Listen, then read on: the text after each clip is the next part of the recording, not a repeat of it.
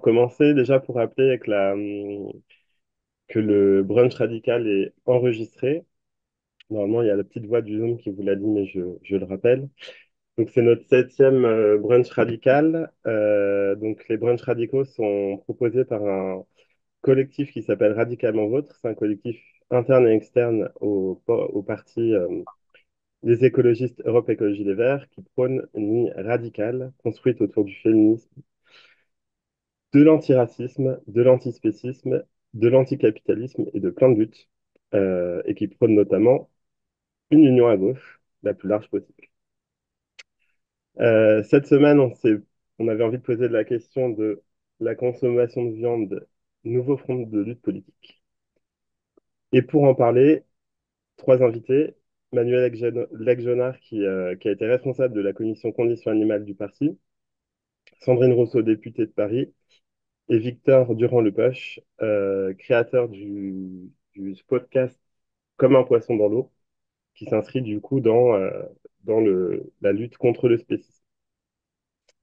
Première question pour toi, Manuel. Donc, tu es dans un parti écologiste et je voulais savoir si on laisse de côté la dimension condition animale sur laquelle on reviendra après, si on prend la question environnementale, est-ce que tu trouves que enfin, comment tu situes la question de la viande dans la question environnementale?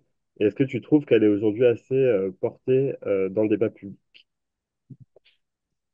Alors, merci beaucoup de m'avoir invité à parler aujourd'hui. Je veux quand même donner le chiffre de base de 3 millions d'animaux terrestres qui sont tués en France pour la viande chaque jour. Parce que même si on va parler de la question environnementale, c'est avant tout une question d'individus et d'un nombre colossaux. Et là, on parle que des animaux terrestres et même pas des poissons dont Victor pourra aussi parler, vu que c'est aussi son sujet. Mais voilà, je veux quand même que le point de départ, ce soit la question de ces individus qui sont pour l'instant massacrés sans qu'on se pose énormément de questions. Alors c'est sûr, au-delà de cet enjeu éthique, la question de la viande, c'est un enjeu écolo qui est majeur parce que l'alimentation en France, ça représente 25% de l'empreinte carbone de chaque personne et dont la moitié à peu près pour la viande et les produits laitiers, ce qui fait une dizaine de pourcents, ce qui est déjà beaucoup. Ça représente 1 tonne d'équivalent CO2 pour les personnes qui ont en tête l'exercice de tonnes. Se dire qu'1 tonne, c'est la viande et les produits laitiers, c'est déjà assez énorme. Et en fait, ce qui fait que le changement d'alimentation, c'est finalement le levier d'action individuel le plus efficace pour diminuer son impact sur le climat. C'est beaucoup plus facile de réduire, a priori, sa consommation de viande et de produits laitiers que de faire une isolation totale de son logement, de se passer de la voiture quand on habite dans un endroit où il n'y a pas les transports en commun ou les pistes cyclables sécurisées, etc. Donc c'est quand même un levier hyper important. Mais les écolos, on a quand même tendance à beaucoup plus parler des bus et des vélos ou de la rénovation thermique que de la question de la viande. Donc déjà, ça pose des questions vu l'impact de ce levier. On peut quand même diviser par 4 nos émissions liées à l'alimentation, ce qui est quand même très très majeur. Un chiffre aussi intéressant, c'est qu'on estime que maintenant les 5 plus gros producteurs de viande et de produits laitiers dans le monde sont responsables de davantage d'émissions annuelles que les hydrocarbures tels qu'ExxonMobil, Shell ou BP, ce qui est assez inattendu. Et finalement, encore une fois, c'est pas vraiment eux qui sont sous le feu des projecteurs, ça va être toujours les producteurs de pétrole. Donc là aussi, il y a des questions à se poser sur nos communications et nos combats politiques. Parce que finalement, sur l'alimentation, de quoi on parle? Les écolos, on parle toujours de bio, ce qui est très bien, hein. Il faut passer en bio pour tout un tas de raisons. Mais par contre, le bio ne change pas grand-chose au niveau des émissions de CO2 pour ce qui est de l'élevage. Sur la question de l'élevage, vraiment, ce qui importe, c'est la quantité consommée, que ce soit de viande ou de produits laitiers. C'est pas le passage en bio. Si on veut du bio, en fait, il faut par contre faire une transition de réduction de la consommation de la viande, parce qu'actuellement, 75% des cultures en France, des surfaces cultivées, c'est pour la production de viande. Or, si on veut faire du bio, il faut pouvoir réallouer une partie des surfaces, et donc il faut nécessairement diminuer cette production et cette consommation de viande. Donc même pour cet enjeu majeur qu'on défend à chaque fois. Après, sur la viande, il y a aussi les impacts importants sur la déforestation de l'Amazonie, sur la biodiversité, sur la consommation d'eau, sur la santé publique avec toutes les maladies cardiovasculaires liées à la consommation de viande rouge ou des produits transformés. Donc ça, c'est les sujets environnementaux un peu plus classiques des écolos qu'on doit porter. Alors c'est sûr que dans nos programmes, on a mis l'objectif de diminution de 50% de la consommation de viande, de produits d'origine animale, dans nos programmes nationaux, etc. Moins 50%, c'est le chiffre minimal qui est considéré pour atteindre les objectifs climatiques dans les scénarios TIFA, le scénario AFTER, dans certains scénarios ADEME. D'ailleurs, dans certains scénarios ADEME, on est même plutôt à 70% de baisse qu'on pourrait faire. Donc, en soi, ce qu'on s'est mis comme objectif, c'est le minimum possible, mais c'est déjà bien si on arrive à l'atteindre et le mettre en place. Et chez les écolos, on était quand même historiquement pionniers du sujet. On avait une commission conditions animales très tôt, des propositions pour les animaux. On a été les pionniers de la végétalisation dans les cantines avec Jacques Boutot, notamment quand il était maire de Paris, de l'arrondissement de Paris. Mais c'est quand même pas suffisamment assumé. Il y a peu de communication finalement sur le sujet. Il y a quand même un gros exemple récent que je tiens à souligner quand même, c'est pour le Veganuary. Donc c'est le mois de janvier où on a toute une communication pour l'incitation à tester le régime vegan. Et il y a le maire de Grenoble, Éric Piolle, et Sanda Krief, l'élu animaliste à la condition animale de sa majorité, qui ont fait une communication aux réseaux sociaux sur le Veganuary, etc. Donc, on a quand même des endroits où on a cette communication. Mais ça reste relativement rare de porter le sujet de la viande dans le débat public quand on est écolo. Alors qu'il faut en parler, donc c'est crucial parce que c'est un impact individuel majeur, mais c'est aussi un engagement collectif qui est nécessaire sur les politiques publiques, que ce soit de toutes les collectivités par la commande publique, que ce soit par l'État pour une forme de planification de transition agroalimentaire que ce soit pour les terres, que ce soit pour l'accompagnement des éleveurs vers des productions végétales. Il y a beaucoup, beaucoup à faire. Donc, il faut porter le sujet dans le débat public. Mais il ne Et- faut pas seulement en parler. C'est la question que tu me posais aussi, c'est la question de se l'appliquer. oui, et ma question c'était est-ce que enfin, ce manque de peut-être de volonté sur la question de la viande, est-ce que ça traduit pas aussi peut-être une culture, enfin une bascule culturelle sur la viande qui a peut-être pas eu totalement lieu encore dans le parti? Est-ce qu'il y a des résistances dans le parti? Toi, est-ce que tu as pu être confronté à ça ou pas? Bah oui, oui, complètement. Donc, quand j'étais co-responsable de la commission conditions animales, on avait travaillé sur un texte qu'on a porté au congrès des écolos de 2022 et qu'on a fait voter par tous les adhérents à une large majorité, un texte pour végétaliser à la fois dans les politiques publiques, mais à la fois nos réunions en interne et en externe, et notamment les journées d'été des écolos. Un texte qui, pour les journées d'été, marquait qu'il fallait obligatoirement qu'elles soient au minimum végé.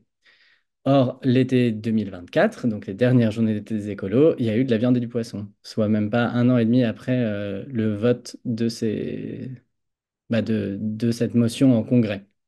Et puis bon, sur la question de manger uniquement végé ou vegan dans les réunions internes, j'imagine que vous êtes beaucoup à vous être rendu compte que dans nos réunions, il n'y a pas toujours que ça, que c'est pas forcément toujours un sujet. Dans certains territoires, les personnes qui essayent de porter ce sujet sont moquées ou critiquées. Donc, il y a encore beaucoup de blocages en interne sur le sujet. Alors que franchement, le fait de ne pas manger de viande sur une réunion un soir n'est pas apocalyptique. Et même pendant 3 jours pour les JDE, on peut montrer l'exemple sur ce sujet-là. Si on le demande à la société de baisser de 50%, on peut bien montrer l'exemple sur 3 jours par an.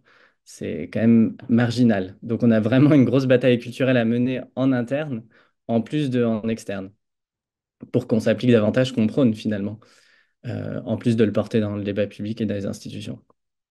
Ouais, du coup, j'ai un petit rebond, une petite question à Sandrine. Qu'est-ce qui se passe avec les parlementaires? Parce qu'on voit quand même qu'il y a souvent des tables avec beaucoup de gens d'Amérique Caron. On a notamment parlé, et plusieurs journalistes sont fait écho. Qu'est-ce que tu peux dire sur ça, Sandrine? Ouais, je vais pas balancer les copains, mais c'est vrai que non, non, mais c'est vrai Mais que sur ce que je ça dit, partage quoi. absolument. Pardon? Sur ce que, sur ce que ça peut dire, notamment. Non, non, mais moi, ce qui me pose question, c'est qu'on a plusieurs fois eu même, au-delà du fait que ça soit pas forcément un sujet très approprié par le parti, ce qui est quand même un problème parce que c'est le geste individuel le plus efficace sur le climat. Je trouve même qu'on a eu des communications contraires. C'est-à-dire qu'en fait, il y a eu des moments dans des moments publics où on affichait la viande. Donc, alors, bon, évidemment, on a des grands élus, mais de tous les élus, pas que les parlementaires, mais hein, on a des grands élus qui n'hésitent pas, dans des lieux publics, dans des restaurants, à la buvette, etc., à prendre des gros morceaux de viande. Ce qui, en fait, envoie quand même un message à l'extérieur, parce que on a beau dire, la politique, ça reste quand même aussi quelque chose de l'ordre de l'image, de la communication. Et moi, je me souviens d'un truc qui m'avait beaucoup marqué à l'époque, qui est que quand Yannick Jadot avait gagné la primaire, le premier rendez-vous qu'il fait avec les journalistes, c'était dans un restaurant, et vous regarderez cet article, où c'était dans Le Monde, où il était marqué, et il prend une grosse entrecôte. Et en fait, pour moi, il y a vraiment quelque chose de l'ordre de...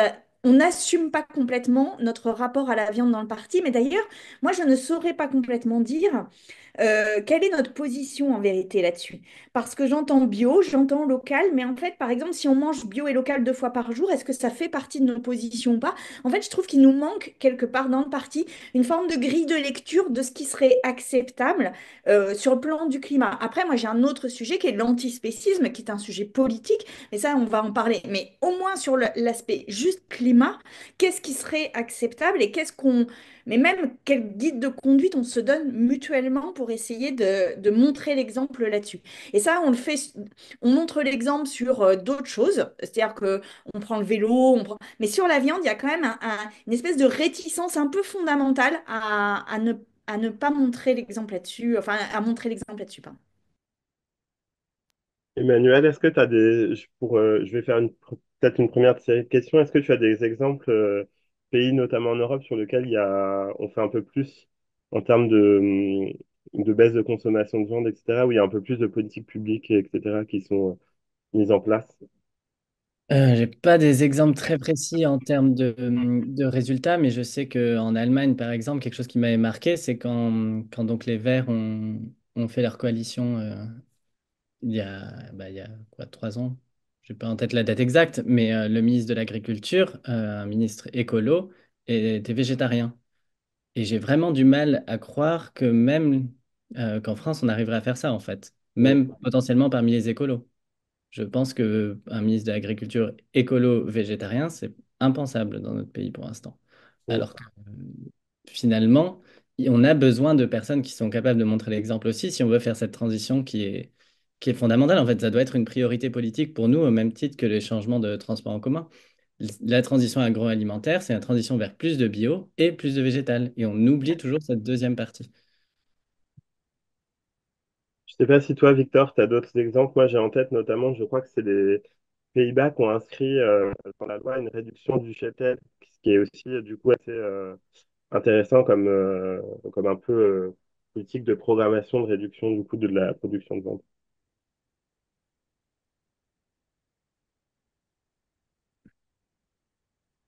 Victor, t'as pas d'exemple à nous donner?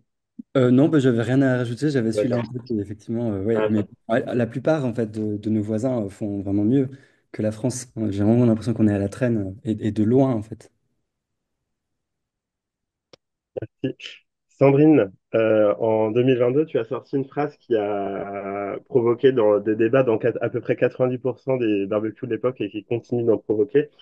Cette phrase, c'était: il faut changer de mentalité pour que manger une entrecôte cuite sur un barbecue ne soit plus un symbole de virilité. Est-ce que tu peux déjà revenir sur un peu ce que tu voulais dire par là et nous expliquer en fait ce que ça peut dire de notre société quand cette phrase fait autant polémique et, ah, on a un écho, Sandrine.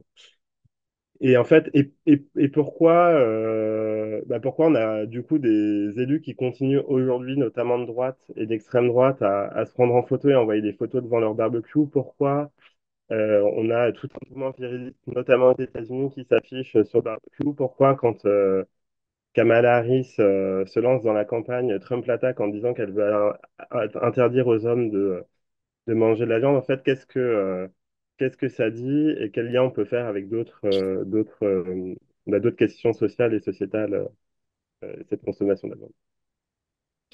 En fait, moi j'avais dit cette phrase pour deux raisons. La première, enfin, pour plus de deux raisons en réalité. Bon, la première, c'est qu'il faut quand même lancer ce débat sur la viande parce que pour moi, la consommation de viande, c'est le geste individuel qui est le plus facile à faire. Mais d'ailleurs, Manuel en a parlé, c'est que isoler une maison, c'est compliqué, il faut de l'argent, voilà, c'est pas simple. Des fois, enfin, plein de fois, on n'est pas propriétaire, donc on n'a pas les moyens, enfin, on n'a pas l'accès même à ça. Prendre le vélo, c'est aussi, ça peut être difficile pour certaines personnes qui travaillent en horaire décalé, qui ont des problèmes de santé, etc., ou qui habitent en ruralité. Voilà, en fait, il y a plein de choses qui sont beaucoup plus difficiles à faire que juste diminuer sa consommation de viande. Diminuer sa consommation de viande, qu'on soit homme, femme, vieux, jeune, pauvre ou riche, rural ou urbain, on peut le faire. On peut le faire. On peut diviser par deux sa consommation de viande.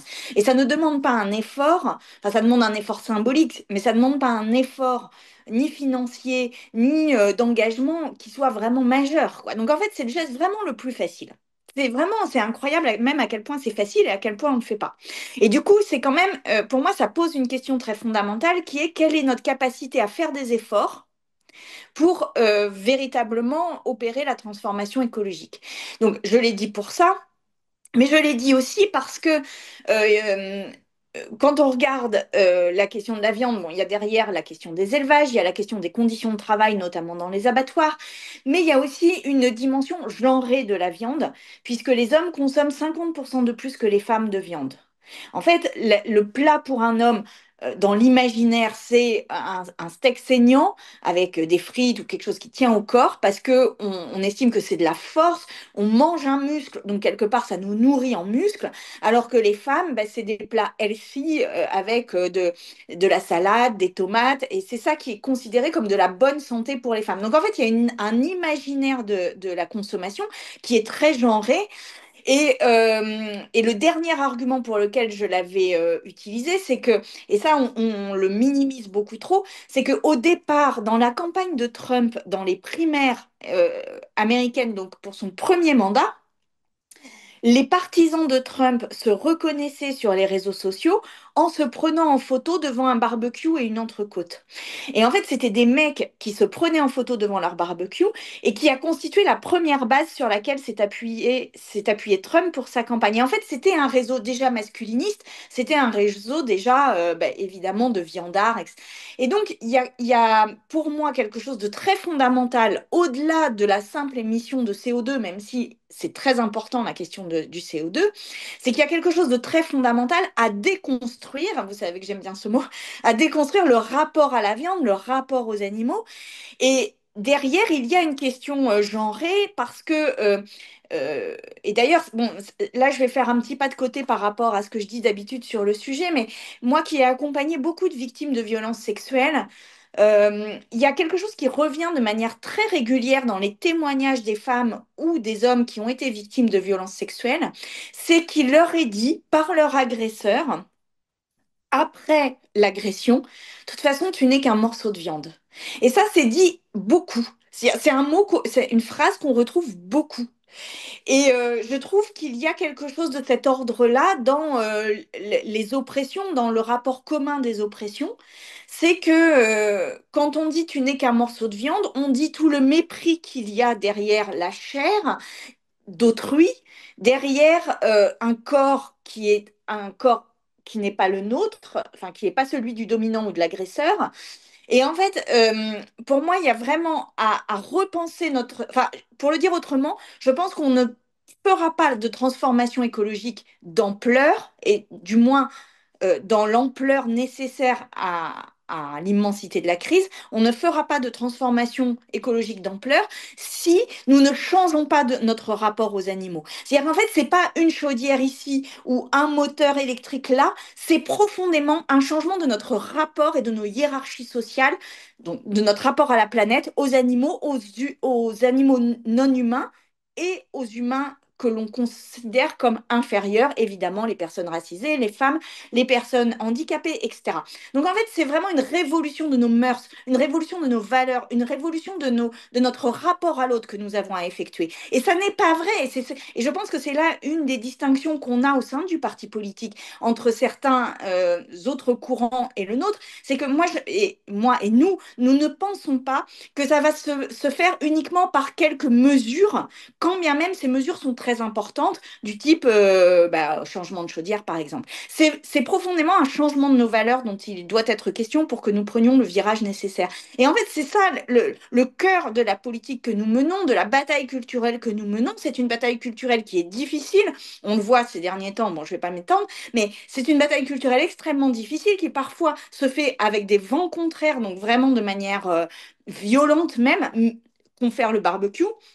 Mais nous devons l'assumer parce que il nous faut, enfin vraiment, je pense que sinon, c'est pas la peine de se lever le matin quelque part. C'est-à-dire que ça sera insuffisant en regard des enjeux qui sont les nôtres aujourd'hui. Je Mais du coup, m'arrête. j'ai un petit rebond.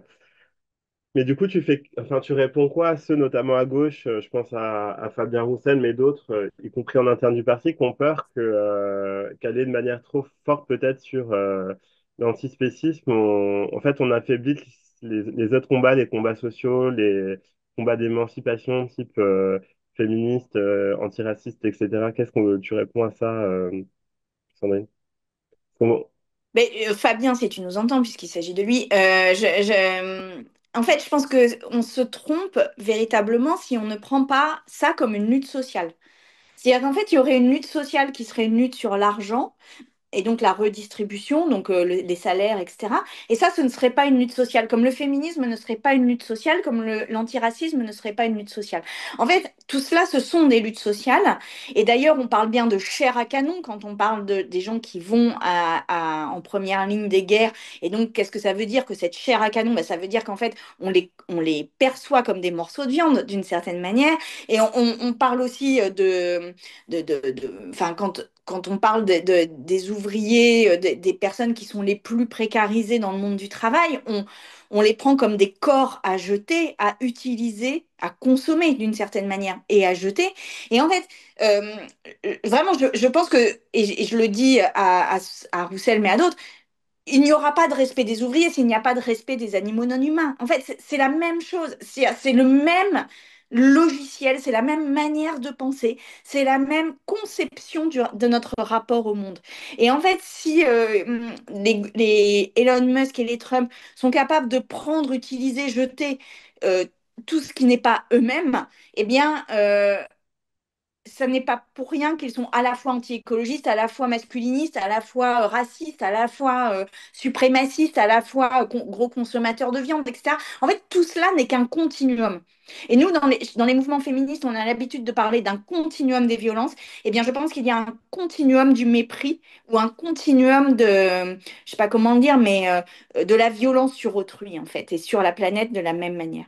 Et ça, enfin voilà, je sais pas si je le dis très adroitement là, mais pour moi, c'est très fondamental ce truc-là. Merci Sandrine. Avant de donner la parole à Victor, je vais poser quelques questions que j'ai sur le chat. Est-ce que le vegan ne risque pas d'être invisibilisé par le dry January? Euh, euh, Qu'est-ce qu'on peut répondre aux personnes qui nous disent qu'allez-vous faire des animaux d'élevage si on arrête de manger de la viande? Euh, et une question de la scène qui est assez intéressante, comment sensibiliser les quartiers populaires à un sujet aussi sensible que l'alimentation et plus globalement les classes populaires? S'il y a un de vous trois vous pouvez répondre comme vous voulez, puis après on va sur la troisième partie. Vas-y, Victor. Alors peut-être sur la dernière question, moi j'avais reçu dans un épisode du podcast Fatima Wassak, qui a écrit un ouvrage pour une écologie, enfin ancré dans les quartiers populaires, pour une écologie pirate. C'était le titre de son ouvrage. Et c'est génial parce que justement c'est une des rares figures de l'écologie qui essaie de repenser à un projet qui soit opposé à toutes les formes d'oppression. Et elle a un chapitre sur la libération animale. Et j'avais un peu halluciné en voyant ça passer. Et en fait, ça sort pas de nulle part et c'est pas si étonnant que ça. Et du coup, c'était super de lui tendre enfin un micro pour qu'elle parle de ça. Et ça a fait un entretien en 3 épisodes différents, tellement elle avait des choses pertinentes et intéressantes à dire sur la question, mais aucun micro lui était jamais tendu. Et c'est c'était un des sujets qu'on adressait dans l'épisode, c'est que on se dit par réflexe que une femme racisée des quartiers populaires, elle va pas s'intéresser à cette question. Et en fait, elle dément complètement ça, mais elle est empêchée de parler de cette question-là parce que tout de suite, on lui plaque énormément d'a priori, de préjugés racistes en fait dessus. Et du coup, elle raconte un peu le combat du collectif dans lequel elle s'inscrit, Front de Mer. qui a essayé justement de porter la question de l'option végétarienne pour un ensemble de questions, mais en fait, elle voulait aussi porter la question animale. Et en fait, on leur a plaqué de «Ah, mais vous voulez le halal?» Et alors, tous les procès en radicalisme, enfin, c'est vraiment... c'est hallucinant ce qui s'est passé là, mais ça montre aussi à quel point on a cet a priori de «Ah, bah, c'est un sujet sensible pour les quartiers populaires». En fait, non, dans les quartiers populaires aussi, il y a plein de collectifs qui voudraient pouvoir porter ça, mais qui ont peut-être l'enjeu justement de l'ampleur du racisme qui leur tombe dessus à chaque fois qu'ils essayent de le porter. Mais du coup, je renvoie notamment à cet épisode et à son ouvrage et à Fatima Wassa qui montre comment on peut parfaitement porter ça et les enjeux quand même concrets qui se posent pour les porter dans ces espaces. Merci Victor. Est-ce que Manuel, tu veux juste nous dire en une phrase qu'est-ce qu'on peut répondre pour la question des animaux d'élevage qui seraient que deviennent les animaux d'élevage si on consomme plus de viande? C'est des éléments de langage qui étaient demandés par des personnes sur le chat. Vaste sujet, mais dans tous les cas, actuellement, les animaux d'élevage, pour la plupart, enfin, 80% sont dans les élevages intensifs, donc on leur souhaite pas forcément de vivre cette vie-là et surtout d'en créer des nouveaux par l'insémination artificielle, hein, pour la plupart. C'est pas forcément souhaitable. Donc on peut tout à fait imaginer à long terme un monde où on a encore des animaux qui vivent à côté de nous en cohabitation, qui ne soit pas une exploitation violente qu'on les utilise ponctuellement pour du lait et des œufs, j'en sais rien, mais ça n'a rien à voir avec le système actuel de domination et de violence généralisée sur ces animaux. Donc, je pense pas que. Enfin, faut trouver une façon claire, j'ai pas d'éléments de langage à disposition là-dessus, mais c'est une façon de contourner, comme la fameuse phrase sur le cri de la carotte, la souffrance de la carotte, c'est une façon de contourner le sujet, mais on va pas avoir de toute façon du jour au lendemain un arrêt de l'élevage, hein. Si déjà on baisse de 50% rapidement, ce serait déjà assez fabuleux. Et dans tous les cas, on peut imaginer des modes de cohabitation qui soient moins violents. Merci Manuel. Et pour compléter ta réponse, il y a Marjorie qui a fait une petite explication intéressante sur le chat. N'hésitez pas à y aller aussi. Victor, donc là, on a pas mal parlé de la question de la viande et de la baisse de la consommation de viande. Pour toi, c'est essentiel, mais tu nous dis aussi que cette question ne peut pas se poser si on ne pose pas la question de l'antispécisme de manière plus de globale. Est-ce que tu peux nous en dire un peu plus et nous expliquer en quoi ça mérite d'être un peu plus pris à bras-le-corps dans les réflexions écologistes et peut-être nous dire pourquoi il semble que ces questions ne sont pas forcément aujourd'hui si prises en main par les écologistes et quelles pistes on peut éventuellement penser pour davantage les porter, les inclure dans notre réflexion et dans nos projets. Oui, bah, merci beaucoup pour l'invitation. Et je voudrais me prémunir contre l'idée que là, ce que je vais faire, c'est un décentrement de la question. En fait, non, on recentre la question sur le sujet principal. Quand on parle de viande, en fait, on parle d'animaux morts. Et je pense que moi, j'aime bien toujours parler de consommation d'animaux, parce que ça garde ce truc en tête, justement, on parle d'individus qui sont opprimés et qui sont tués par milliards, qui sont élevés et tués par milliards pour qu'on puisse les manger, alors qu'on peut faire autrement. C'est quand même, c'est bien de repartir, de réancrer cette question-là, qui est au cœur, en fait, de ce dont on parle aujourd'hui, mais où des fois, on arrive à faire des circonvolutions et à parler de consommation de viande et jamais parler des animaux. Et en fait, c'est le plus souvent ce qui se passe. Je suis content que ce soit pas le cas aujourd'hui. Et j'aime bien la formule qu'avait utilisée Kautar Archi à France Inter dans une de ses interviews. Elle avait dit, la question n'est pas qui mange quoi, mais qui mange qui. Et là, ça recentre tout de suite. On dit, en fait, les animaux, c'est pas de la bouffe. Et la question de l'oppression des animaux, c'est vraiment une question de société absolument majeure et centrale. Et c'est incroyablement étonnant à quel point elle n'est pas au cœur des projets politiques de gauche d'émancipation. Des personnes qui sont censées justement porter l'émancipation générale, qui parlent pourtant, qui reconnaissent l'existence de rapports de pouvoir extrêmement structurants qui traversent nos sociétés, de rapports d'oppression et qui, par contre, on arrive toujours à tourner autour et à jamais dire ah bah, le spécisme, d'un coup, ça n'existe pas, il n'y a pas d'oppression envers les autres animaux parce que de toute façon, c'est pas des personnes. Bon, bah, en fait, je pense que ça fait vraiment rater ce qui est une des racines principales. Je m'adresse particulièrement à la question écologique, en fait, parce que c'est aussi de ça qu'on essaie de parler aujourd'hui, le lien avec un projet écologique d'émancipation, d'un projet d'écologie politique. C'est-à-dire qu'essayer de remonter à la racine des problèmes de ce qui nous, d'une grosse partie de ce qui ne va pas dans le monde aujourd'hui. Et une des racines bien ancrées et bien puissantes qu'on élude toujours, c'est la question du spécisme, c'est justement. En fait, ce système d'oppression qui organise et légitime la mise à mort de milliards d'individus sur Terre. C'est pas une petite question, c'est pas une annexe du projet écologiste. C'est pas une petite virgule en fait. Ça devrait vraiment être mis au cœur et au centre beaucoup plus souvent. Désolé, je répète un peu, j'insiste un peu lourdement là-dessus, mais parce que c'est tellement peu souvent fait et ça me fait plaisir que ce soit pas le cas aujourd'hui et que pour une fois on en parle aussi comme l'élément central. J'ai l'impression que l'écologie politique, maintenant, c'est assez consensuel de dire on va critiquer l'anthropocentrisme, on va remettre en question la domination, la supériorité des humains, l'idée que les humains peuvent tout dominer. Mais en fait, la façon dont on cadre cette question-là, ça passe toujours, ça escamote et même ça occulte activement la question du spécisme. Parce que la façon dont on le formule, c'est on va dire on opprime la nature, on opprime le vivant, on opprime le non-humain. Et en fait, on reconnaît plus la spécificité du rapport de pouvoir qu'est le spécisme. Je veux dire, quand on parle de racisme environnemental, on ne classe pas les personnes racisées qui sont beaucoup plus touchées par les crises écologiques du fait du racisme structurant. On va pas dire c'est dans le vivant. Et pourtant, avec les animaux, on fait ça. Et je pense que c'est vraiment, c'est une des façons beaucoup à élever chez les écologistes, en fait, que le parti a trouvé, j'ai l'impression, dans son discours, pour reconnecter la question animale mais a posteriori, sans l'avoir pensé justement au cœur du projet depuis le début. En fait, on a pensé un projet qui reste un peu anthropocentré, en mode on parle quand même des humains, mais a posteriori, on se rend bien compte que de temps en temps, on vient nous chercher sur les animaux, et puis qu'il n'y a pas que les humains dans ce monde, et puis qu'il y a d'autres problèmes que juste ce qui touche les humains. Donc, on va essayer de trouver un terme un peu englobant qui permet de faire une espèce de patchwork a posteriori et de donner un semblant de sens pour faire comme si on avait pensé la question. Et en fait, quand on met tout dans un terme aussi englobant et flou que le vivant, on occulte complètement ce qui explique vraiment quels sont les facteurs précis, c'est-à-dire le spécisme, hein, j'y reviens. Et c'est ce qu'on a vu malheureusement.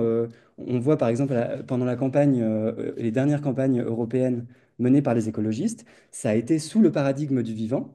Et on n'a pas du tout parlé de la question animale. Donc c'est vraiment le signe à quel point genre cette espèce d'élément de langage politique et un outil d'occultation complet de la question animale qui rejoint en fait d'autres façons habituelles d'effacer les animaux en tant qu'individus, en tant que sujet politique en fait. C'est des sujets politiques les animaux. C'est des intérêts, c'est des gens, c'est des personnes, c'est des individus qui ont des intérêts propres, mais on en parle comme la faune. Alors, les animaux, c'est pas la faune, c'est pas la biodiversité, c'est pas des rouages dans les chaînes trophiques, c'est pas la nature qui se défend, c'est pas les équilibres écosystémiques. Non, en fait, c'est des gens.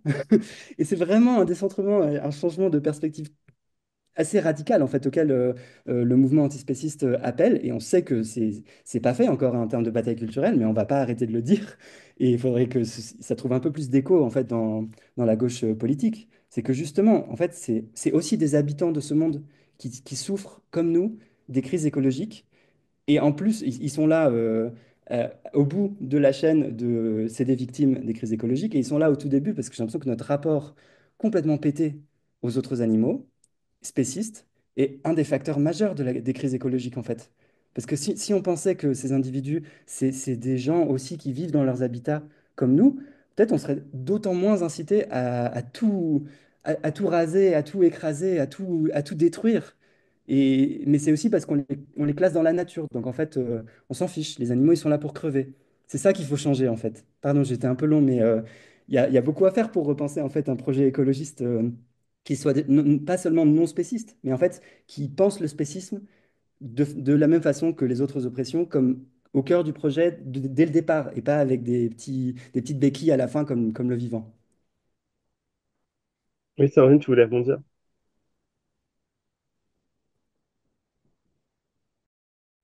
Oui, pardon. Bon, déjà, je voudrais quand même qu'on parle du livre de Nora Boisami qui s'appelle Sexisme, qui est quand même hyper intéressant. Bon, mais surtout, sur les animaux, il y a quand même quelque chose de très fascinant, c'est qu'en fait, on a un rapport affectif aux animaux, on a un rapport ému aux animaux euh, quand ils sont domestiqués. C'est-à-dire qu'en fait, quand on les maîtrise, quand on en a la maîtrise et la domination.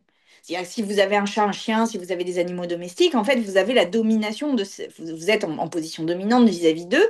Et donc là, il y a des liens affectifs qui peuvent se nouer, et parfois des liens affectifs, et souvent d'ailleurs, des liens affectifs extrêmement sincères, extrêmement forts. Et quand on est dans une situation où son animal, moi, je le vis en ce moment, par exemple, voilà, bon, quand on a un animal domestique qui est malade, eh bien, on a un véritable mal-être, un véritable processus de deuil qui se met en place. Et ça, tout le monde l'admet. C'est-à-dire, ça, c'est admis. Dans notre société, c'est admis. Par contre, ce qui n'est pas admis, c'est que nous puissions respecter des animaux avec lesquels nous n'avons pas de rapport de domination. Et en fait, il y a quelque chose qui, moi, m'a fait complètement basculer dans mon rapport aux animaux. C'est quand j'ai lu l'article d'une chercheuse, dont, pardon, j'ai oublié le nom, qui disait, mais en fait, les cerveaux, prenons juste les mammifères, les cerveaux des mammifères sont tous identiques. Alors, ils ont des parties qui sont plus ou moins développées, mais en fait, ils sont quand même globalement tous identiques.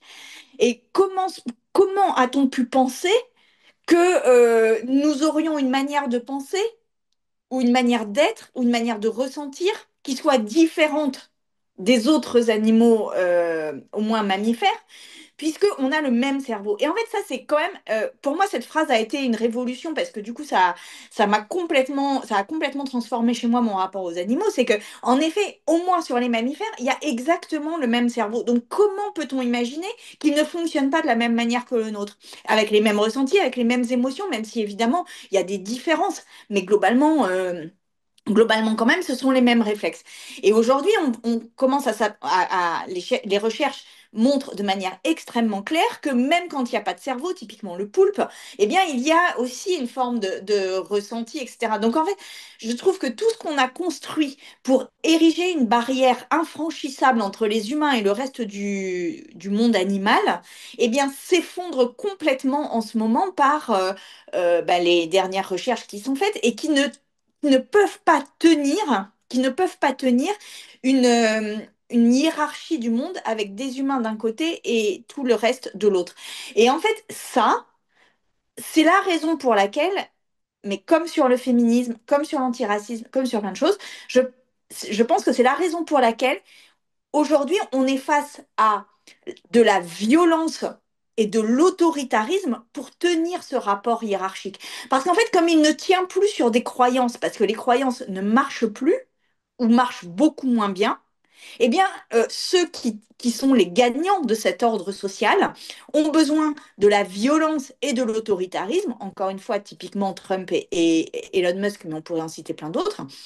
Ils ont besoin d'imposer par l'autorité quelque chose qui n'est plus dans les croyances et qui n'est plus possible d'accepter pour une partie de la population. Et en fait, je crois qu'on est dans un moment de bascule et qu'il faut bien interpréter le moment dans lequel nous sommes, non, enfin, certes sur le plan économique, mais aussi sur un plan vraiment d'une révolution des valeurs dans les sociétés occidentales qui est en train de se produire. Merci Sandrine. Victor? Ouais, si je peux rebondir un tout petit peu, effectivement, pour les mammifères, on voit qu'on a énormément en commun et ça va bien plus loin. Enfin, moi, j'ai eu un épisode, enfin, un double épisode entier sur les poissons et on a tellement de préjugés sur les animaux aquatiques, comme si ils étaient bêtes, on a une mémoire de poisson rouge. En fait, tout ça est complètement débunké. Ils ont des capacités extraordinaires et en fait, c'est pas non plus de toute façon leur capacité intellectuelle qui compte. La seule question qui compte vraiment, c'est est-ce qu'ils peuvent souffrir, est-ce qu'ils ont une vie subjective et consciente, et ça, on le sait. Pour les poissons, on le sait pour les poulpes, on le sait pour les crabes, on le sait pour les crustacés. Donc, ça va beaucoup plus loin que les mammifères. En fait, l'immense majorité des animaux qu'on mange ou dont on utilise les produits sont sentients et donc méritent de ne pas être mangés, de ne pas être opprimés. Voilà. Ah ouais, bien sûr, tu as absolument raison. Mais je décrivais la bascule chez moi. Donc Ouais, voilà, bien je sûr. décrivais le chemin par lequel je suis arrivée à l'antispécisme. Non, sur la question des poissons, c'est très flagrant. Il y a quelques années avec Manuel, on avait travaillé notamment sur un texte interne pour définir une pêche durable et éthique. Et en fait, ce qui avait été très flagrant, c'est que tous les écrits qui, qui pensent la question de la pêche écologique, durable et tout ne posent jamais la question de l'éthique et de la condition animale sur les poissons. Même les termes qui sont employés, nous, on avait fait en sorte d'écrire partout. Et je me souviens que ça avait été un peu en affrontement avec une autre commission, pour ne pas la citer, du parti il y avait l'affrontement. Nous, on voulait parler de population de poissons. Or, les termes officiels, c'est stock de poissons, ce qui donne vraiment l'impression d'une marchandise comme du bois ou de la pierre. Et c'est assez intéressant. Et on avait pris cet angle-là aussi sur la loi de l'orientation agricole à l'Assemblée, où il y avait beaucoup de choses sur l'aquaculture. Et en fait, sur l'aquaculture, il y a vraiment rien qui est pensé sur sur la question de la souffrance animale, alors que c'est des lieux de souffrance et de mal-être pour pour les poissons très, très importants. Oui, Manuel? Oui, moi je voulais revenir sur un point pour refaire le lien viande et antispécisme aussi sur la question de la différence entre les repas végétariens et végétaliens. Parce que sur les émissions de CO2, la différence n'est pas forcément fondamentale, mais en fait en question de souffrance animale, là la différence est fondamentale parce qu'on a tendance chez les écolos, comme on défend les repas végétariens, etc., mais jamais on ne promeut, à part l'exception à Grenoble, les repas végétaliens. Or, que ce soit pour faire du lait, pour faire le fromage, que ce soit pour faire les œufs, que ce soit même le fromage de chèvre, etc., les conditions d'élevage, conditions d'insémination artificielle, les veaux qui sont du coup enlevés à la naissance et tués, etc., sont en fait pas meilleurs que pour les repas végétariens où on ne mange pas la viande. Et donc, tant qu'à faire, on se doit d'être ambitieux pour les animaux et pas simplement viser de promouvoir les repas végés en se cachant et en n'osant pas en fait parler du régime végétalien qui est en fait le 100% végétal et rien à voir du point de vue de la condition animale. C'est vraiment vers ça qu'il faut tendre si c'est la question éthique qui nous importe. Et j'estime que la question éthique doit nous importer, on en a parlé, c'est une question sociale, etc. Donc voilà, c'est un risque de ne pas tendre vers cette direction où, OK, tout le parti fonce sur le régime végétarien, mais en fait, du coup, ça ne réglera pas du tout la question condition animale. Ouais. En effet. Et je vais essayer de reformuler la question de Gauthier qui est assez intéressante. Comment on peut se positionner par rapport, parce qu'il y a un petit peu deux discours qui peuvent s'opposer. Il y a un discours qui demande quand même à très court terme la question de sortir de manière globale de l'élevage, de mettre fin l'exploitation animale et tout. Et il y a aussi un autre discours qui est un discours plus réductionniste, qui va être plus de se focaliser sur l'élevage industriel, de rester quand même dans l'accompagnement d'un développement d'un élevage plus paysan, etc. En fait, comment on peut articuler ces deux visions-là? Est-ce qu'il faut les articuler? Est-ce qu'il faut choisir l'un ou l'autre? C'est des questions qui se posent quand même régulièrement et un peu à chaque campagne parce qu'on a aussi, ou même à l'intérieur du parti, moi, voilà, on a aussi des éleveurs dans le parti et tout. Comment on pense ces deux discours et comment on peut essayer de les articuler? Vous battez pas pour répondre.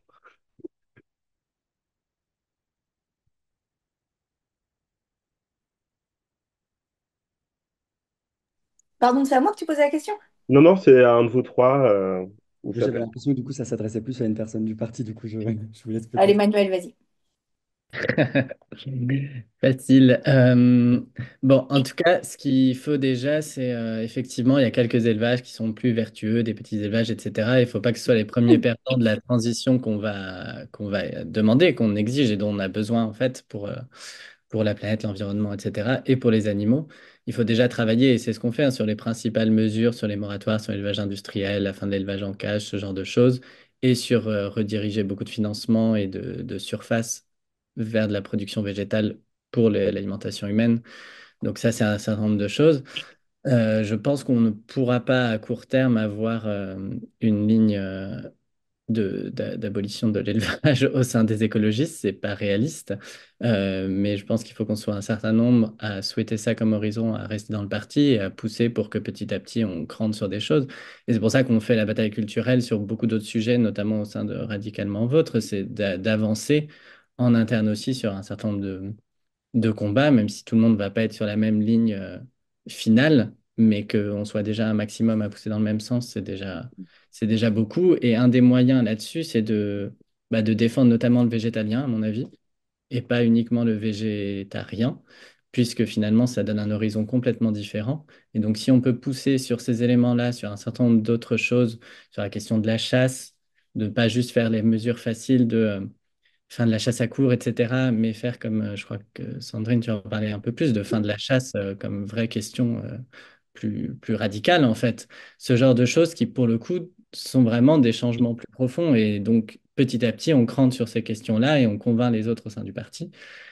Ça me semble être un moyen d'avancer en portant ces combats et en essayant d'avoir une exigence un peu plus élevée en interne que le reste du parti si tout le monde n'avance pas en même sens.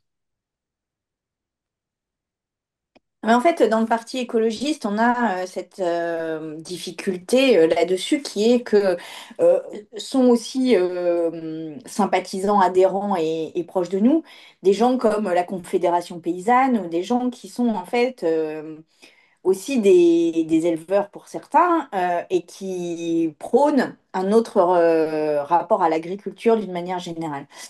Alors, la question qui nous est posée, c'est comment on gère ça? Moi, je pense qu'il y a en fait un truc un peu de hiérarchie à se poser dans nos... Enfin, de stratégie plus que de hiérarchie. C'est-à-dire que la première des choses, ce serait quand même d'arrêter les élevages très intensifs où tu as 200 000 poulets dans un hangar, où il y a... des dizaines de milliers de porcs enfin, voilà, dans un élevage, etc. Bon, je pense que ça, il y a déjà une espèce de priorité absolue quelque part. Ça, c'est la priorité absolue. Et après, moi, je pense qu'on a une bataille culturelle à mener, y compris chez nous. Pas que sur ce sujet-là, malheureusement, sur d'autres aussi.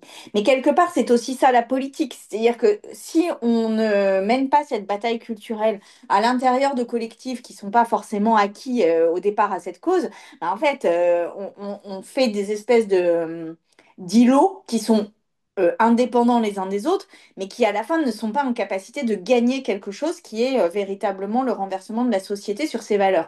Donc moi, voilà, je fais ce choix-là. Après, j'entends qu'on puisse en faire d'autres et peut-être que, voilà, j'en sais rien. Mais en tout cas, je veux dire, je juge pas tous les choix. Ce que je veux dire juste, c'est que pour moi, il y a quand même une urgence.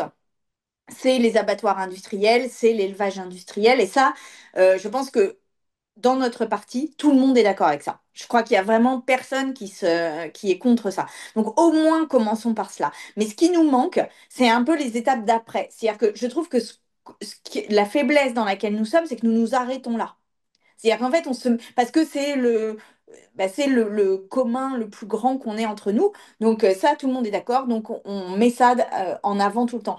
Mais je trouve que nous pourrions enfin voilà, c'est un peu faible de ne le poser que uniquement sous cet angle-là et de ne pas penser un processus stratégique pour arriver à véritablement d'autres conquêtes sociales et d'autres révolutions sociales et Effectivement. politiques.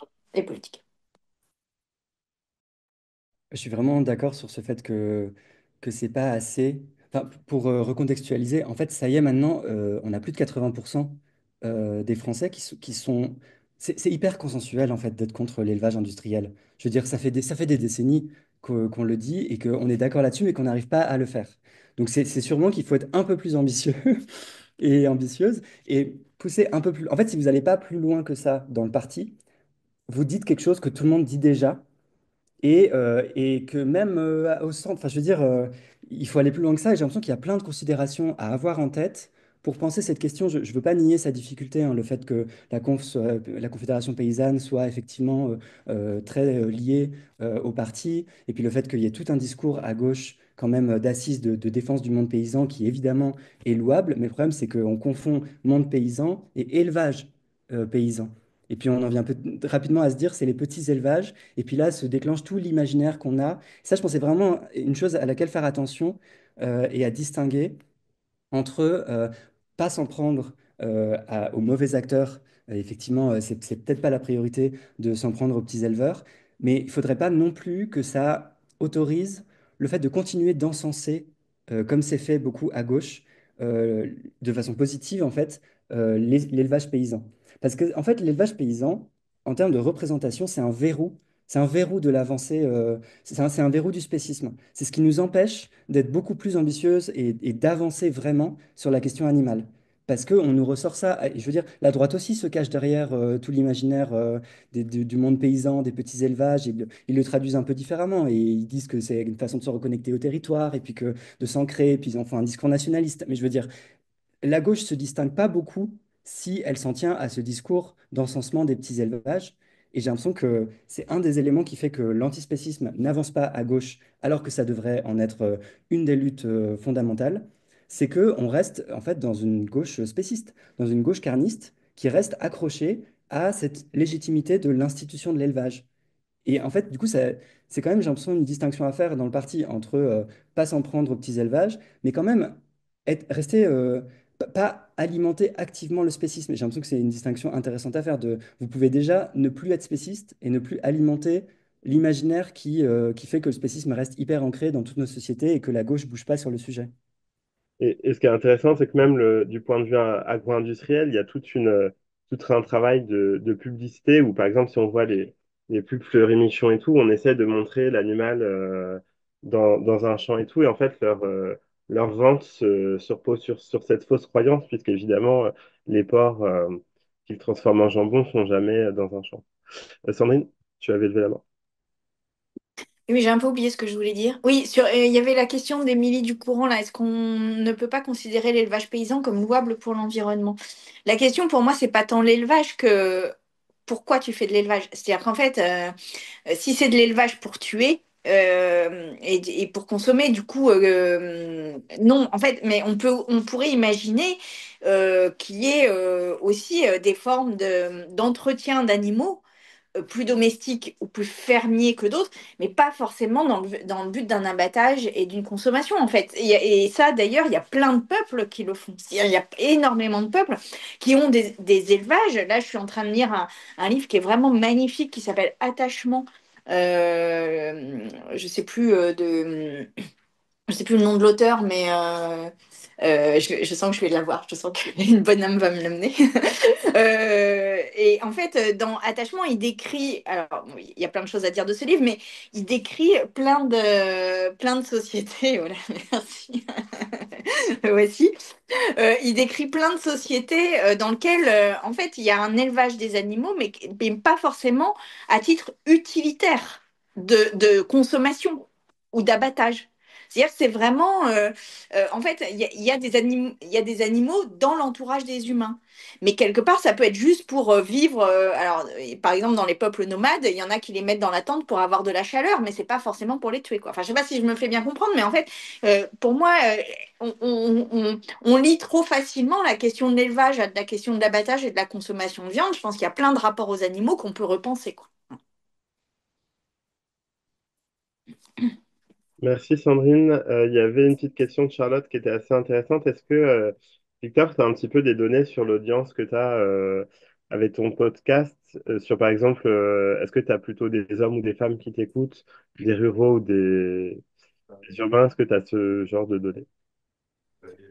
Oui, un peu, j'ai des données démographiques indicatives, je ne sais pas ce qu'elles valent, mais en tout cas, c'est une très grande majorité de femmes et de personnes non binaires.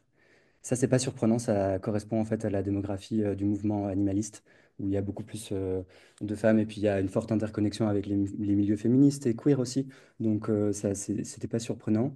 Et après, pour le reste, j'ai l'impression que ça correspond à la démographie habituelle du podcast, c'est-à-dire c'est plutôt des urbains, et je m'attendrais à ce que ce soit des personnes diplômées ou qui ont au moins le niveau bac en général.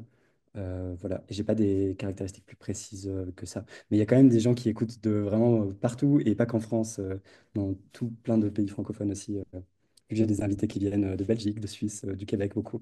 Donc c'est assez divers sur ça.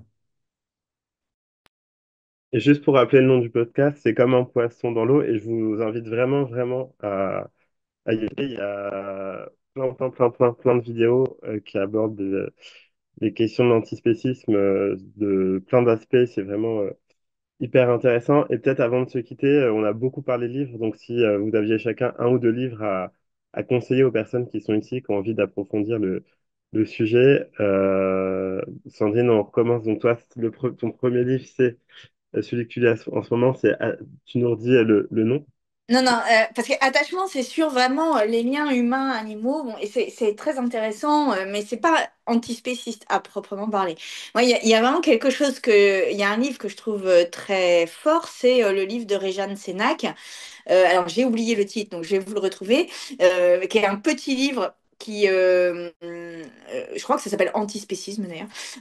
C'est un petit livre qui est dans la collection Libelle du Seuil et qui est vraiment très chouette, je trouve, parce qu'elle présente l'antispécisme en tant que lutte politique. Et ça, je trouve ça vraiment, elle le fait de manière concentrée et je trouve que ce livre est intéressant. Donc, c'est un livre qui s'appelle Comme si nous étions des Ah animaux. voilà, comme si nous étions des animaux. Donc, de Réjeanne Sénac, et j'ai mis en lien la page du Seuil. Et il vaut moins de 10 euros, donc il est accessible. Il se lit très facilement. Il est très court. Manuel, tu as un petit conseil lecture, tu as le droit à un ou deux livres.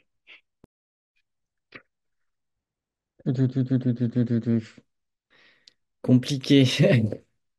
Bah, il y a le fameux livre Zoopolis sur penser la cohabitation entre les humains et les animaux selon plusieurs typologies, etc., qui est quand même assez intéressant pour penser Oui, penser quelle cohabitation on pourrait avoir. C'est Zoopolis de, j'ai plus le nom, sous Donaldson et Will.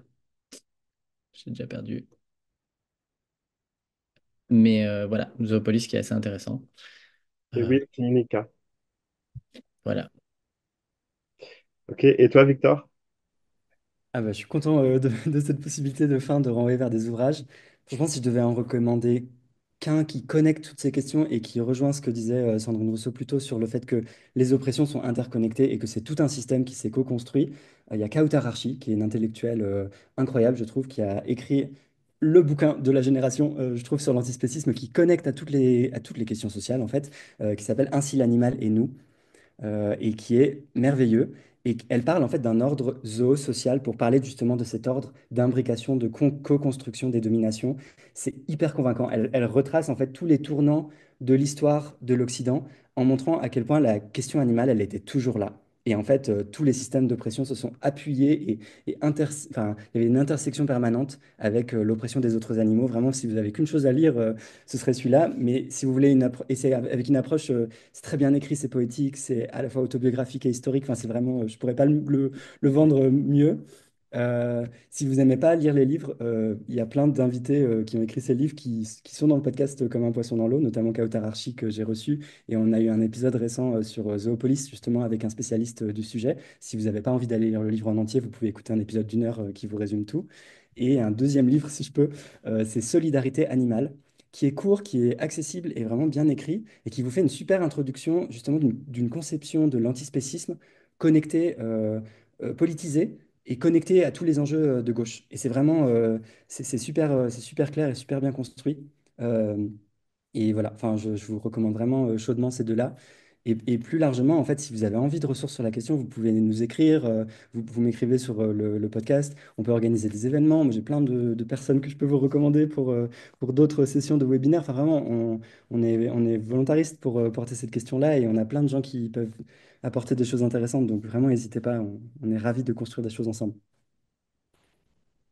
Merci. Et pour vous démontrer que ce dont on parle bouleverse un petit peu, on a eu pas mal de petits rigolos comme j'ai plus le nom, Jackie du barbecue, je sais pas quoi, qui ont essayé de se connecter.